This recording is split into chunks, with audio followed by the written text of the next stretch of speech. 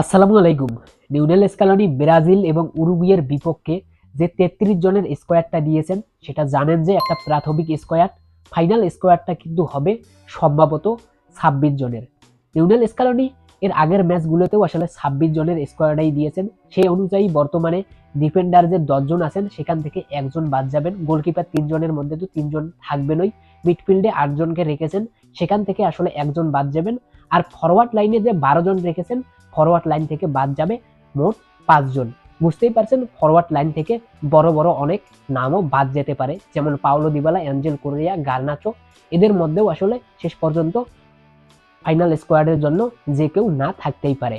Lionel Scaloni আসলে যে স্কোয়াডটা দিয়েছেন, চলেন দেখি কার বাদ যাওয়ার সম্ভাবনা ঠিক কেমন আছে।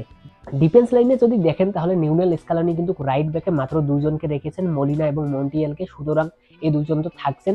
লেফট ব্যাকে একইভাবে মাত্র দুজন আছেন, নিকোলাস তাগলিয়াফিকো এবং ফ্রান্সিসকো ওর্তেগা। মার্কোস আকুনিয়া যেহেতু নাই, তার পরিবর্তে ওর্তেগাকে লিওনেল স্কালোনি দেখেছেন দ্বিতীয়বারের মতো। সুতরাং ওর্তেগা নিশ্চিতভাবে ফাইনাল স্কোয়াডও থাকবেন।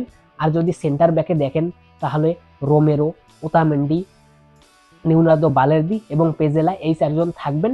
তাহলে ডিফেন্স লাইনে বাকি থাকে দুইটা নাম, একটা হচ্ছে হুয়ান ফয়েত এবং অপরটি হচ্ছে ফাকুন্দো মেদিনা।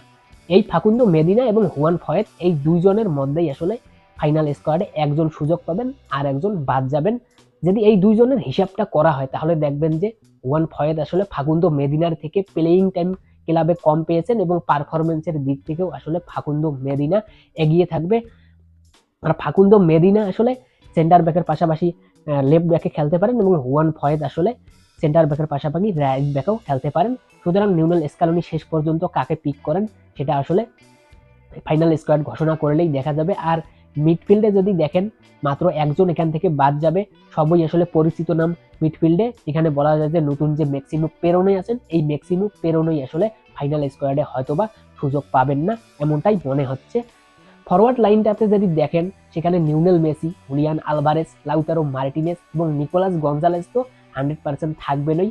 লেফট উইংয়ে যদি দেখেন নিকো গঞ্জালেজের সঙ্গী হিসাবে কিন্তু আলেহান্দ্রো গার্নাচো এবং বেঞ্জামিন ডোমিঙ্গেস, এই দুইজনের মধ্যে থেকে যে কোনো একজনকে লিওনেল স্কালোনি পিক করবেন, একজনকে অবশ্যই বাদ দিতে হবে। অভিজ্ঞতার দিক থেকে বেঞ্জামিন ডোমিঙ্গেস পিছিয়ে থাকবেন, প্রথমবার ডাক পেয়েছেন, এবং আলেহান্দ্রো গার্নাচো তিনি আসলে অভিজ্ঞ হলেও এই মৌসুমে আসলে পারফরমেন্সের দিক থেকে বেঞ্জামিন ডোমিঙ্গেজের থেকে পিছিয়ে আসেন। শেষ পর্যন্ত আসলে লিওনেল স্কালোনিকেই সিদ্ধান্ত নিতে হবে এই দুজনের মধ্যে তিনি কাকে রাখবেন। অপরদিকে যদি দেখেন পাওলো দিবালা এবং অ্যাঞ্জেল কোর্রেয়া, এই দুইজনকার প্রোফাইলটা একেবারে সেম টু সেম। দুজনের রাইট উইংয়ে খেলেন, যে কোনো একজন আসলে স্কোয়াডে থাকতে পারবেন। লিওনেল স্কালোনি আসলে এই দুজনের মধ্যে যে কোনো একজনকে আসলে ফাইনাল স্কোয়াডে নেবেন এবং একজনকে বাদ দিতে হবে।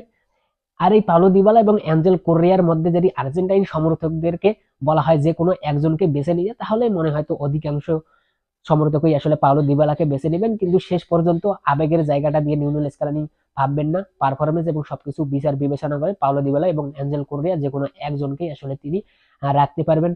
আর এদিকে এসেবেরি আসলে প্রথমবারের মতো স্কোয়াডে ডাক পেলেও সম্ভবত তিনি থাকবেন না ফাইনাল স্কোয়াডে। তার কারণটা হচ্ছে যে তিনি আসলে ইউরোপে এখন পর্যন্ত কোনো ম্যাচ খেলেননি, সেরকম কোনো অভিজ্ঞতা নেই, তাই তিনি ধরে নেওয়া যায় যে থাকছেন না।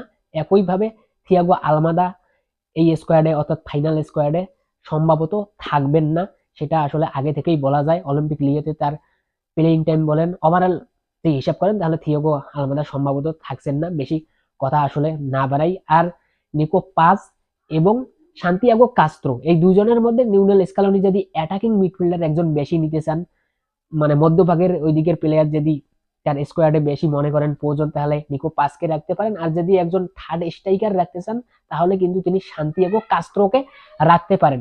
এর আগে আসলে কাস্তেয়ানো যেহেতু থার্ড স্ট্রাইকার হিসেবে এর আগে দলে ছিলেন, তাই যদি একজন স্ট্রাইকার সম্ভবত লিওনেল স্কালোনি নেওয়ার প্রয়োজন অনুভব করেন, সেখানে আসলে সান্তিয়াগো কাস্ত্রো এগিয়ে থাকবেন। যাই হোক, শেষ পর্যন্ত দেখা যাচ্ছে যে ডিফেন্স লাইনে হুয়ান ফয়েত অথবা মেরিনা যে কোনো একজন থাকবেন। মিডফিল্ডে তো বলেই দিলাম ম্যাক্সিমো পেরনের না থাকাটা মোটামুটি নিশ্চিত, এবং ফরওয়ার্ড লাইনে এসেবেরি এবং থিয়াগো আলমাদা এই দুজন থাকছেন না, এবং পাওলো দিবালা এবং অ্যাঞ্জেল কোর্রেয়ার মধ্যে যে কোনো একজন, আলেহান্দ্রো গার্নাচো এবং বেঞ্জামিন ডোমিঙ্গেস এই দুজনের মধ্যে একজন, এবং নিকো পাজ এবং সান্তিয়াগো কাস্ত্রো, এই দুজনের মধ্যে একজন থাকবেন। যাই হোক, এখানেই শেষ করছি। ভালো থাকবেন। কথা হচ্ছে ফুড রানের পরবর্তী ভিডিওতে। ধন্যবাদ।